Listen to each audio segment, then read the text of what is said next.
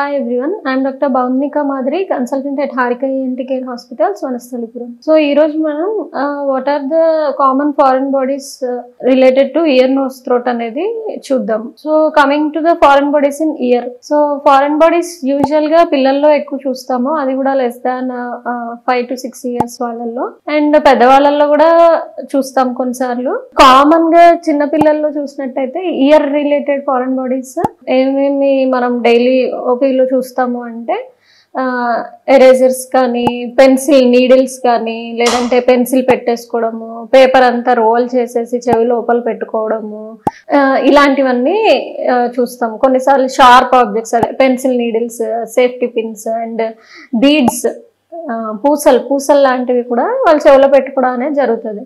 So adults లో పెద్దవాళ్ళల్లో చూస్తున్నట్లయితే common గా ఇయర్ బడ్స్ పెట్టి క్లీన్ చేసుకుంటూ ఉంటారు ఇయర్. అలా చేస్తున్నప్పుడు ఆ ఇయర్ బడ్ కి ఉన్న కాటన్ అనేది చెవిలో ఇరుక్కుపోతుంది అనమాట. So that is common foreign body year అనేది కాటన్ అనేది చూస్తాం అన్నమాట పెద్దవాళ్ళు. దీంతో పాటు ఇన్సెక్ట్స్, బొద్దింకలు కానీ, యాంట్స్ కానీ, చీమలు కానీ కొన్నిసార్లు చెవిలోకి వెళ్ళిపోతాయి అనమాట. లేదంటే ఈ రైనీ సీజన్స్ లో కొన్నిసార్లు కింద పడుకున్నప్పుడు కొంతమందికి సడన్ గా చెవిలో కాక్రోచ్ లాంటివి దూరడము, లేదంటే మిడత, ఇట్లాంటివి కూడా ఇయర్ లో ఫారెన్ బాడీస్ అనేవి మనం డైలీ మన ఓపీ బేసిస్ లో ఇలాంటి కేసెస్ అన్ని చూస్తాం. ఎప్పుడైతే ఇట్లా ఫారెన్ బాడీస్ వెళ్తాయో చెవిలోకి, ఇంట్లో వాళ్ళు ఇమీడియట్ గా నూనె పోయడము, వాటర్ పోయడం అలాంటివన్నీ చేస్తారు. కొన్నిసార్లు అలా చేసినప్పుడు సివియర్ ఇన్ఫెక్షన్స్ అవడము అట్లా జరుగుతుంది అనమాట. లేదంటే వాళ్ళే సెల్ఫ్ గా దాన్ని రిమూవ్ చేద్దామని ట్రై చేస్తారు. సో అలా చేసినప్పుడు కూడా ఇంకా ఇబ్బంది ఎక్కువ అవుతుంది.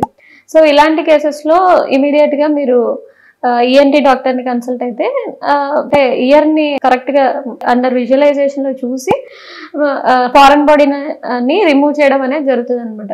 ఇప్పుడు యూజువల్ గా ఇట్లా పెన్సిల్ నీడిల్స్ కానీ, రబ్బర్స్ ఇలాంటివన్నీ either we remove it with ear probe కానీ, అండ్ కొన్ని సిరంజింగ్ అంటే చెవులో జస్ట్ వాటర్ కొడితే అవి బయటకు వచ్చేస్తాయి అనమాట సిరంజింగ్ చేస్తే. ఈ బీడ్స్ ఇలాంటివన్నీ సిరంజింగ్ చేస్తే వచ్చేస్తాయి. అండ్ దీంతో పాటు ఇయర్ కి ఏమన్నా ట్రామా ఆల్రెడీ మీరు మ్యానిపులేట్ చేసి వస్తే, ఇయర్ ట్రామా అయితే after removal of the foreign body we will suggest depending upon the infection antibiotic ear drops కానీ, జస్ట్ పెయిన్ తగ్గడానికి కానీ అట్లాంటివి సజెస్ట్ చేస్తాము.